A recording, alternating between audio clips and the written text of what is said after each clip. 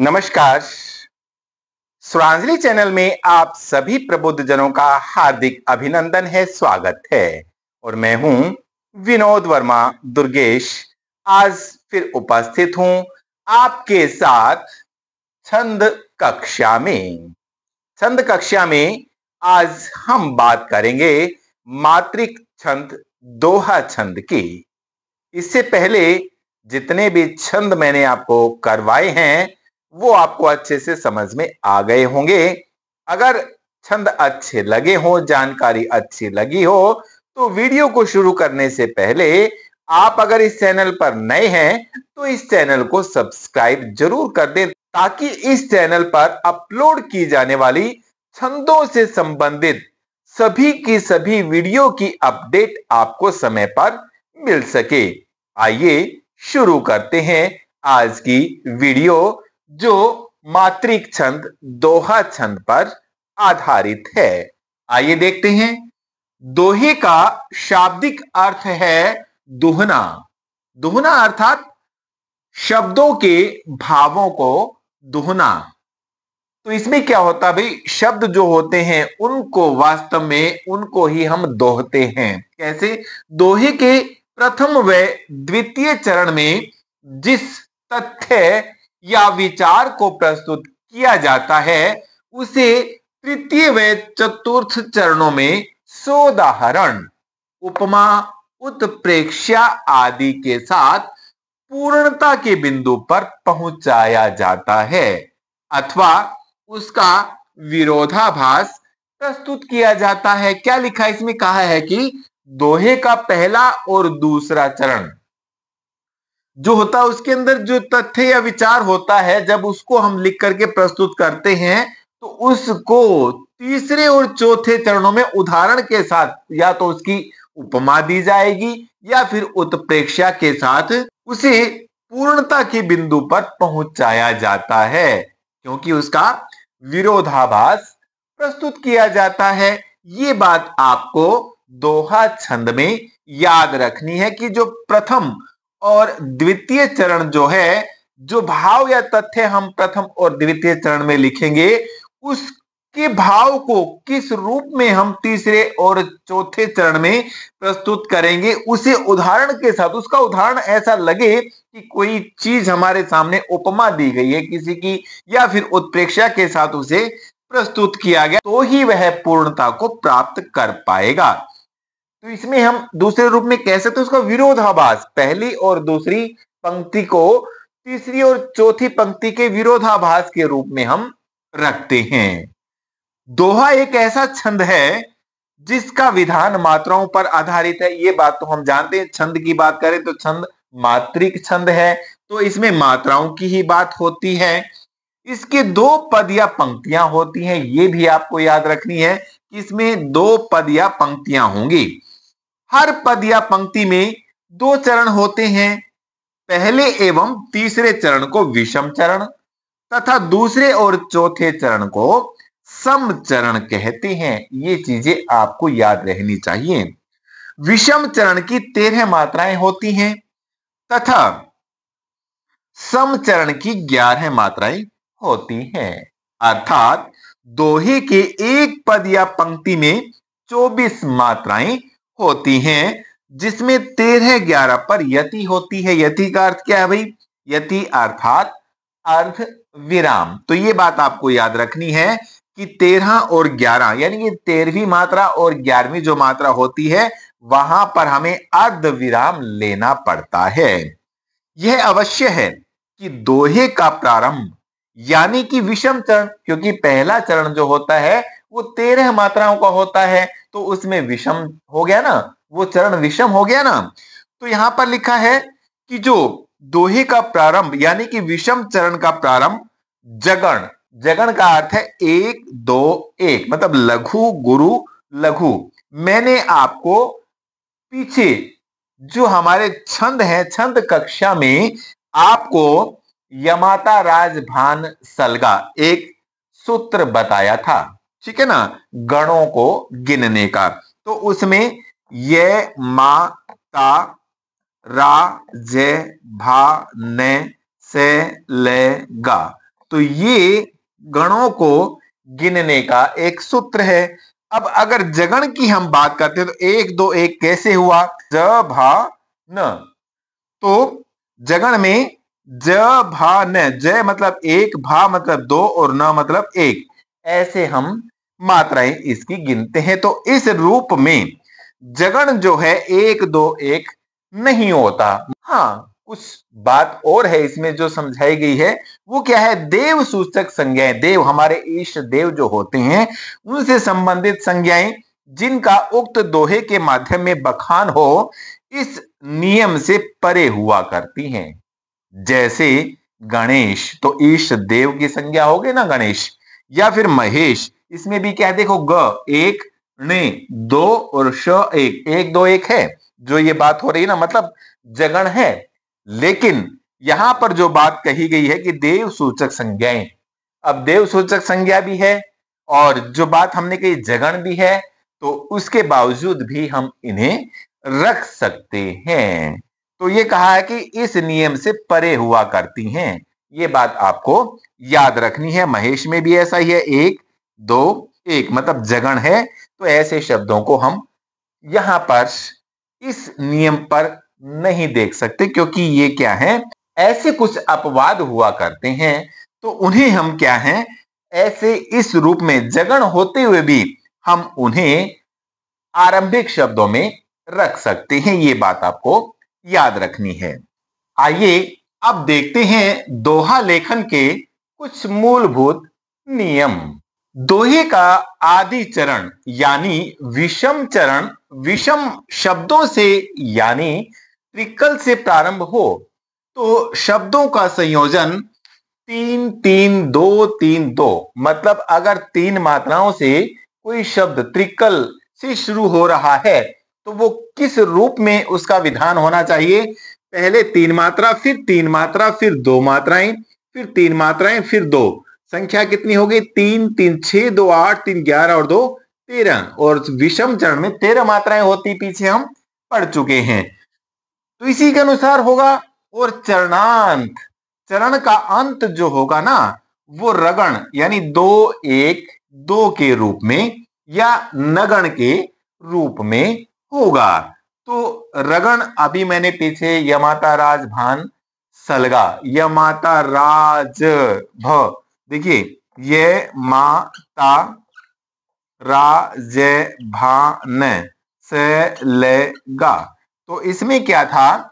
रगण र, राज मा, तो रा में 2 मात्रा, जय में 1 मात्रा, मा में 2 मात्रा, तो 2 1 2 रगण होगा। या फिर नगण यमाता राज भान भा न, न स ल, न स ल में 1 1 1, तो यहां पर 1 1 1। ये बात आपको याद रखनी कि विषम जो चरण होगा उसका अंत जो है, चरणांत जो है, रगण 2 1 2 या फिर नगण 1 1 1 होगा। ये बात आपको याद रखनी है, सबसे महत्वपूर्ण बात है। दूसरी बात, दोहे का आदि चरण यानी विषम चरण सम शब्दों से यानी द्विकल या चौकल से प्रारंभ हो तो शब्दों का संयोजन 4 4 3 2 के अनुसार होगा। 4 मतलब 4 मात्राओं वाला शब्द, उसके तुरंत बाद फिर हमें 4 मात्राओं वाला ही शब्द रखना है। अगर ऐसे हमने दोहे को शुरू कर दिया, आरंभ कर दिया, किससे?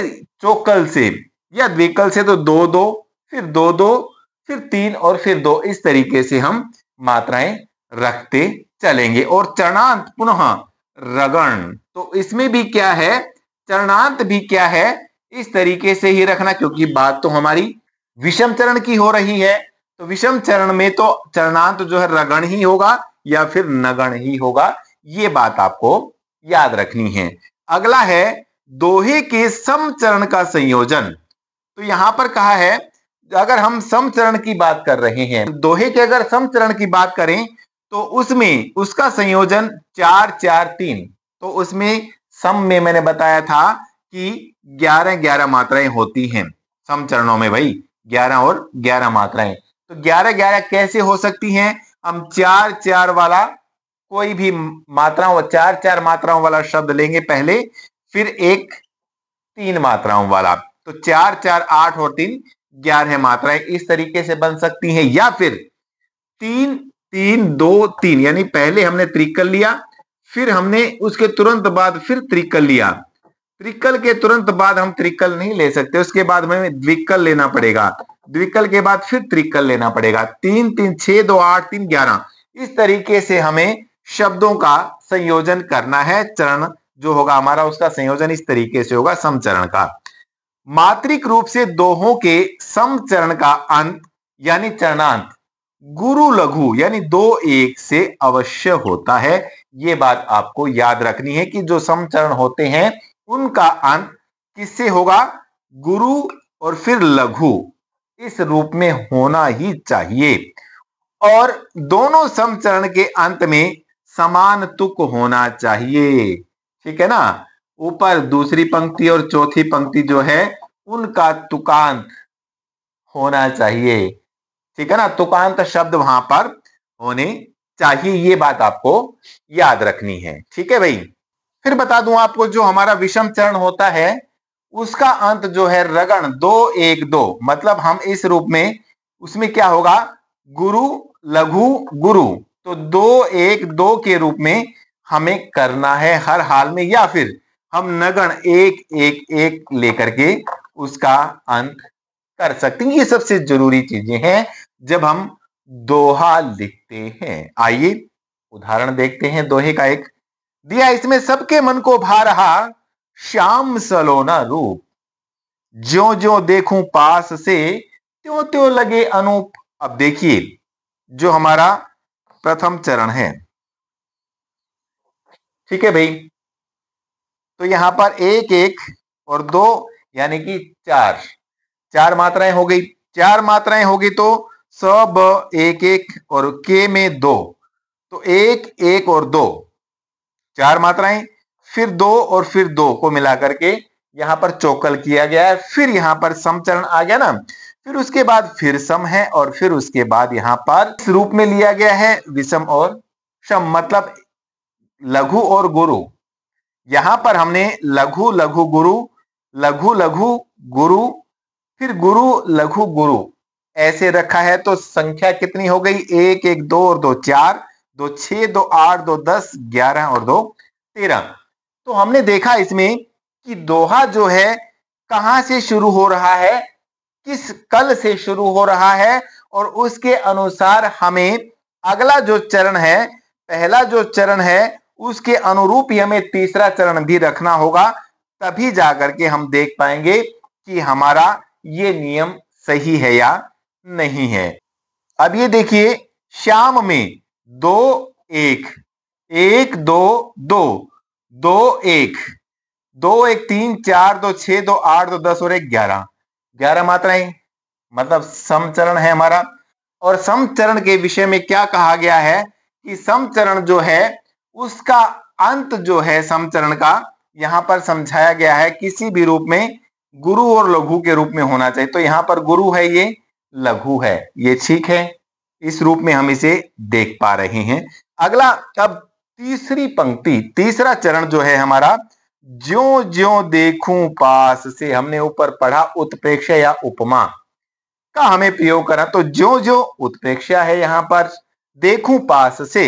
अब ज्यों ज्यों में 2 2 2 2 2 1 2, अब यहां पर 2 2 2 2 2 1 2, ये मात्राएं हैं। 2 4 6 8 10 11 और 2 13 मात्राएं। तो अब 13 मात्राओं के रूप में हमने ये देखा, लेकिन इसका अंत जो है गुरु लघु गुरु, तो यहां पर हमें रगण मिल रहा है, गुरु लघु गुरु मिल रहा है। और यहां पर साथ में हमने देखा ज्यों ज्यों उत्प्रेक्षा है, त्यों त्यों उत्प्रेक्षा है, लगे अनूप।